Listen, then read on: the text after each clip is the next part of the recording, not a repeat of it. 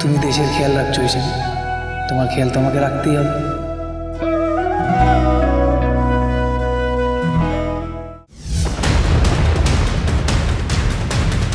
তুমি এখানে কি করছো?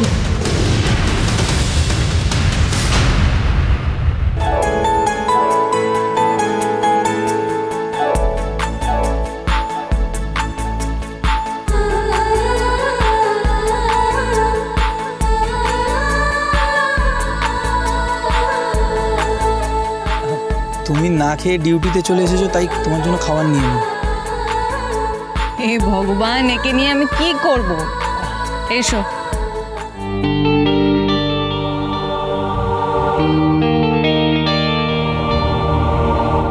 তোমার মাথাটা কি একেবারে গেছে? এই গরমে কেউ চাদর মুড়ি দিয়ে আসে? এই শঙ্করের জন্য একটা চেয়ার দাও।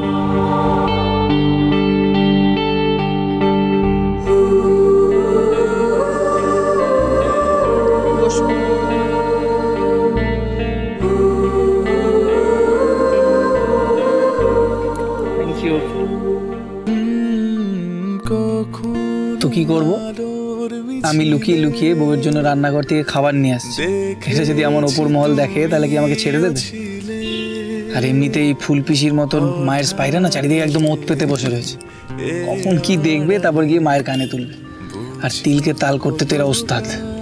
মা যদি জানতে পারেন তাহলে সত্যি সত্যি খুব রাগারাগি করবেন। কি দরকার ছিল বলো তো তোমার আমার জন্য এইভাবে লুকিয়ে লুকিয়ে খাবার আনার? দরকার ছিল ওই জন্য তুমি এখানে না খেয়ে দিয়ে সারা রাত জেগে দেশের ডিউটি করবে, আর ওখানে তোমার রান্না করা খাবার খেয়ে সবাই ঘুমোবে। এটা তো হতে পারে না। তুমি দেশের খেয়াল রাখছো হিসেবে তোমার খেয়াল তো আমাকে রাখতেই হবে।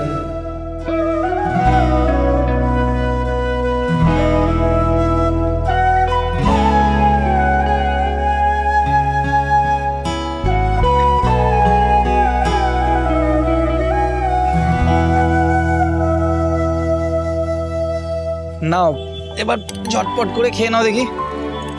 রাতে এসে বউকে খাইয়ে দিয়ে যাবে, তারপর বাড়িতে যখন মা অকারণে রাগারাগি করবেন তখন তো তুমি চুপ করেই থাকবে শঙ্কর।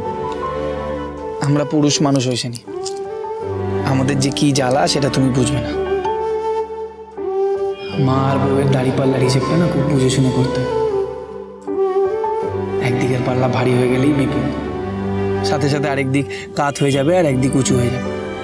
তারপর এদিকে বাটকারা ওদিকে বাটকারা চাপিয়ে ওজনের ভারসাম্য মেলাতে না হিমশিম খেয়ে যেতে হয়।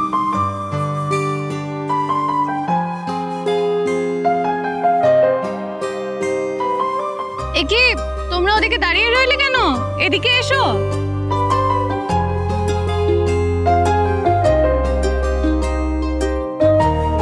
শঙ্কর অনেক খাবার এনেছে আমার জন্য। এত খাবার কি আমি একা খেতে পারবো? তোমরা খাও, এসো। আমি পাহাড়ে আছি ম্যাডাম, আপনি চিন্তা করবেন না। শঙ্করদার হাতে রান্না কি আর ছাড়া যায়?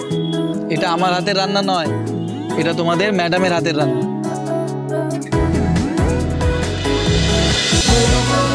হরগৌরী পাইস হোটেল, সোম থেকে রবি প্রতিদিন রাত 10টায় স্টার জলসায় ও ডিজনি প্লাস হটস্টারে।